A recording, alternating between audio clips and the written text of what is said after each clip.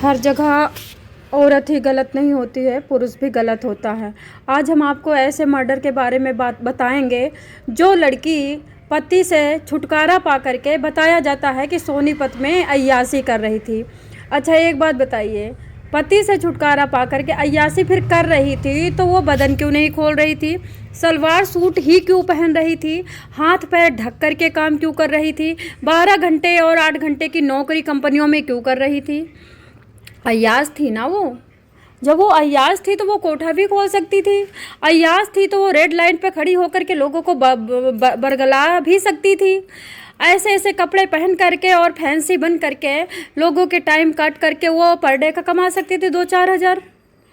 जब वो अय्याश का तुमने ठप्पा रख ही दिया तब भी उसने अपना बदन नहीं दिखाया, तब भी उसने डांस नाच गाना ऐसा बलगर नहीं किया कि देख करके लगे कि हाँ ये लड़की अय्याश है। उसके बाद सबसे बड़ी बात, वो अब अगर कोई अय्याश होती है ना तो बच्चों को प्यार नहीं करती है। मैं बताना चाहूँगी दोस्तों, सोनीपत की जींद की रहने वाली पुष्पा नारवाल सोनीपत में हरसाना कला में रह रही थी 1 साल से। वहाँ पे उसके पिछले वीडियो देखे जा रहे हैं जो कि बड़ी बड़ी कंपनियों में उसने हेल्पर का भी काम किया है।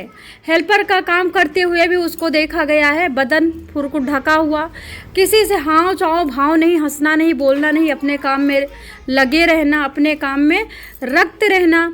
उसके बावजूद औरत के ऊपर उंगली उठा देना इतना आसान। मैं मानती हूँ कि औरत को घर का काम करना अच्छा नहीं लगता है, मैं मानती हूँ कि औरत किसी के दबाव में नहीं रह रही है जब से सोशल मीडिया आया है। हाँ मैं मानती हूँ कि औरत कभी जुबान भी लड़ा देती है, कभी लेट से भी उठती है, और ये भी होता है कि औरत सास की सेवा भी ना करती हो और सास को खाना बना के ना देती हो। लेकिन आप बताइए, भारत देश में कितनी औरतें हैं जो सास के पैरों के नीचे पड़ी रहती हैं?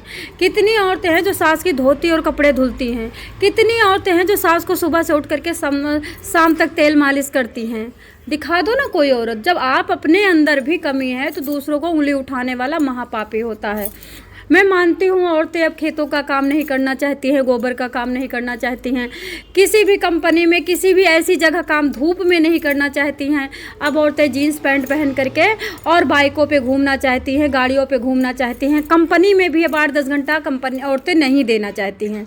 उसका भी बहुत बड़ा रीज़न है, जब से ये सोशल मीडिया आया है और इसमें ये बताया गया है कि इसमें पैसे मिलते हैं। यूट्यूब पे अब अगर आप पेट दिखा करके भी वीडियो बनाते हो उसके भी पैसे मिलते हैं। तो लोगों की मेंटलिटी ये बन चुकी है कि पेट दिखाने में क्या दिक्कत है। वैसे भी हम कंपनियों में जाते हैं तो सुपरवाइज़र तो हमें गलत शब्द बोलता है, गाली देता है, गंदी नज़र से देखता है। मैनेजर कोई फ्लर्टिंग करते हैं, कोई अब्यूजिंग करते हैं, उधर से आके कोई टच करता है। अगर हम उनको कहते हैं कि प्लीज़ हमें टच ना करें तो कंपनी से निकाल दिया जाता है। तो इसमें बुरा क्या है? सोशल मीडिया पे पेट दिखा करके पैसा कमाने में हमें तो नहीं लगता बुरा। वैसे भी तो कंपनी में जा करके पेट छुआ जाता है। बताइए, 100 औरतें निकाल दूँ? हर जगह एक जैसा नहीं होता है। दोस्तों, पुष्पा नारवाल देखी गई अपने बच्चों को प्यार करते हुए, अपने बच्चों को गले लगाते हुए। जब वो अय्याश थी तो उसके पुष्पा नारवाल के पति को बच्चे तो ले लेना चाहिए था ना, लेकिन बच्चे कैसे लेता? माँ अय्याश है तो बेटियां दुगना अय्याश है। ये फ्री हो गया, अब ये लफंडर बन करके दारू पी करके घूमेगा और औरत का फ़ायदा उठाने वाले बाहर मच्छर भरे पड़े हैं, गीदड़ भरे पड़े हैं। बताना चाहूँगी, पुष्पा के अंदर का दर्द कोई नहीं जाना। पुष्पा का शरीर तो सबको चाहिए था, लेकिन पुष्पा के आंसू किसी को नहीं चाहिए थी। पुष्पा की बॉडी को यूज करके सब मौज तो लेना चाहता था, लेकिन पुष्पा के दिल के अंदर जो औरतों लड़कियों को, अपनी बच्चियों को पढ़ाने की हवस थी कि मैं बच्चियों को पढ़ा करके कुछ बड़ा बनाऊं, वो कोई नहीं लेना चाहता था।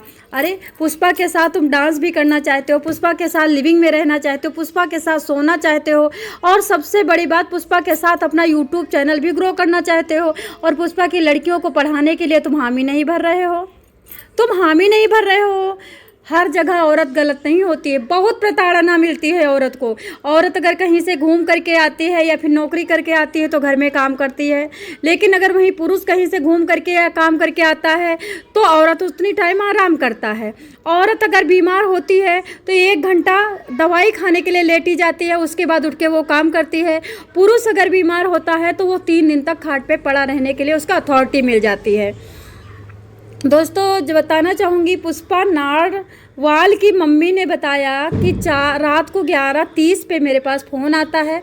संदीप के साथ लिविंग रिलेशन में रह रही थी, जो कि सबको पता था, पूरे घर को पता था। यूट्यूब चैनल था 57,000 यूट्यूब, पुष्पा नारवाल के नाम से यूट्यूब चैनल है, जिसमें 57,000 सब्सक्राइबर हैं, जिसमें 100-200 वीडियो पड़ी हुई हैं, सारी हरियाणवी में हैं और ढके बदन में हैं। आप संदीप के साथ आप उसमें पुष्पा नारवाल को देखते तो मैं वीडियो लगा दूंगी। आपको बताना चाहूँगी, पुष्पा की मम्मी कहती है कि मेरे पास संदीप का फ़ोन आता है कि आंटी जी पुष्पा ने अपनी ईह लीला ख़त्म कर ली। पुष्पा ने अपने गले में फंदा लगा करके अपने को पंखे से लटका लिया, यानी कि पुष्पा मर गई है। दोस्तों, ये बात सुनते ही पुष्पा की मम्मी बताती है, हम लोग भागते हैं, हरसाना कला जाते हैं। जब हम वहाँ पहुँचते हैं तो देखते हैं कि संदीप लाश के पास बैठा है। ज़मीन में फर्श पे बेड के नीचे लाश पड़ी हुई है। लाश के पास संदीप बैठा रो रहा है। हम लोगों ने देखा, तुरंत की तुरंत सब लोग रोने पीटने में जो टाइम लगा, अब बज चुके थे रात के 3। उसके बाद ये सुबह उठते 5 बजे सदर थाना सोनीपत में जाती हैं।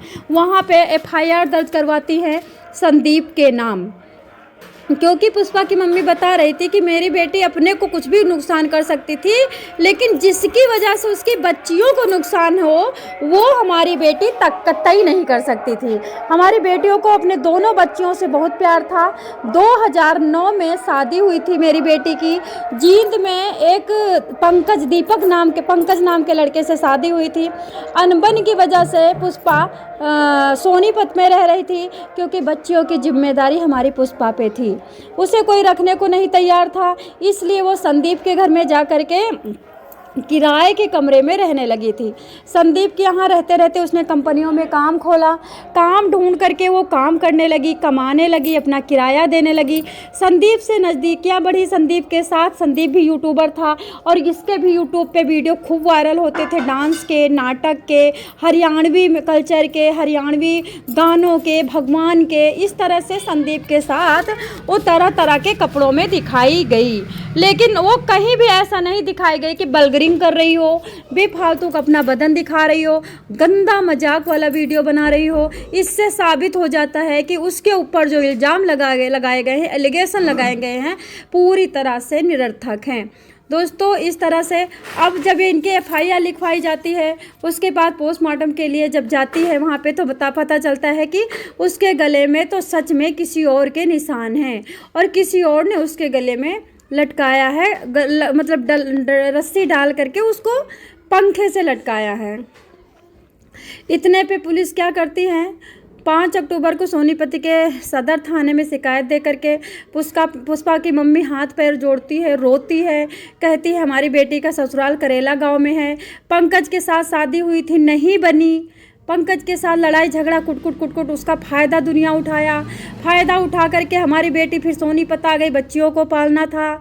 संदीप के घर में किराए पे रह रही थी। पुष्पा की माँ ने आगे बताया कि पुष्पा संदीप दोनों साथ देखे जाते थे।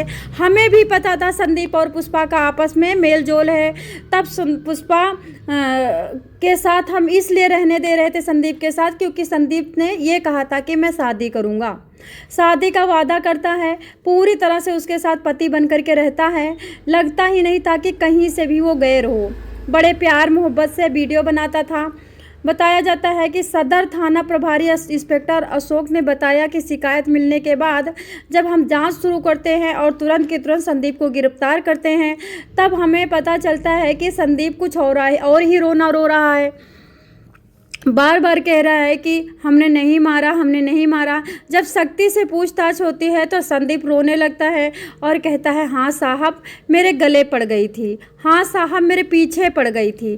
पर डे का रोना था, शादी करो। मैं बर्दाश्त से बाहर हो गया था। तब हमने कहा कि अब मैं शादी तो कर नहीं सकता हूँ। अब यहाँ पे सबसे बड़ी बात, ऑप्शन तो और भी थे ना, क्या यही बस एक ऑप्शन था कि किसी की ज़िंदगी ख़त्म कर दो, किसी को ख़त्म ही कर दो? ये तो ऑप्शन नहीं था। दोस्तों, संदीप आगे बताता है, मेरे पास कोई चारा नहीं था, इस वजह से मुझे शादी नहीं करनी थी। इनके पास 2 बेटियां थी, ऑलरेडी ये शादीशुदा थी, ऑलरेडी मैं इससे शादी कैसे कर सकता हूँ? तो यहाँ पे सिर्फ मेरा क्वेश्चन नहीं है, सारी उस दुनिया की औरतों का क्वेश्चन है कि जब तुम शादीशुदा औरत के साथ लिविंग में रह सकते हो, शादीशुदा औरत के साथ वीडियो भी बना सकते हो, शादीशुदा औरत के साथ तुम पति पत्नी की तरह हर क्रियाकलाप पूरे विश्व को दिखा सकते हो, तो शादी क्यों नहीं कर सकते? यहाँ पे अपना स्वार्थ नज़र आता है कि हमने एक महिला है और उसके 2 बच्चे हैं, हमने एक्सपीरियंस ले लिया मियाँ बीबी का, हमने मज़े भी ले लिए और हमने उसको यूज करके अपना चैनल भी बढ़ा लिया। उसके बाद फिर उसको मैंने दूध की मक्खी की तरह निकाल के साइड कर दिया। बताना चाहूँगी, पुष्पा नारवाल के नाम से आप चेक करेंगे तो यूट्यूब चैनल है 57,000, उस पर 57,500 सब्सक्राइबर हैं, 187 वीडियो अपलोड हैं। और उसके आगे अगर आप चेक करेंगे इंस्टा पे तो 31,000 और फेसबुक पर इसके 5,500 फॉलोवर्स हैं। पुष्पा के बॉयफ्रेंड संदीप का यूट्यूब चैनल संदीप हरियाणवी के नाम से है, जिसके 2,000 सब्सक्राइबर हैं। पुष्पा के यूट्यूब चैनल पर संदीप के साथ कई वीडियो पाएंगे। आप देखेंगे पुष्पा कितने तहजीब से, कितने तल्लीनता से और कितने हृदय से काम करती है। तो दोस्तों, आप क्या कहोगे लिविंग रिलेशन के बारे में? आप क्या कहोगे बेटियों के बारे में? उन बेटियों का आप कौन होगा? इतनी छोटी सी उम्र में इतना दर्द सह के पुष्पा दुनिया के ताने सह करके, दुनिया की बदनामी लेकर के चली गई है। अब आप लोग सतर्क रहें, सचेत रहें और अपने बारे में चिंता करें। मर्द कभी भी शादीशुदा औरत को नहीं अपना सकता, कभी शादी नहीं कर सकता, उसे अपना दिल भी नहीं दे सकता और अपनी जान भी नहीं दे सकता। जैसे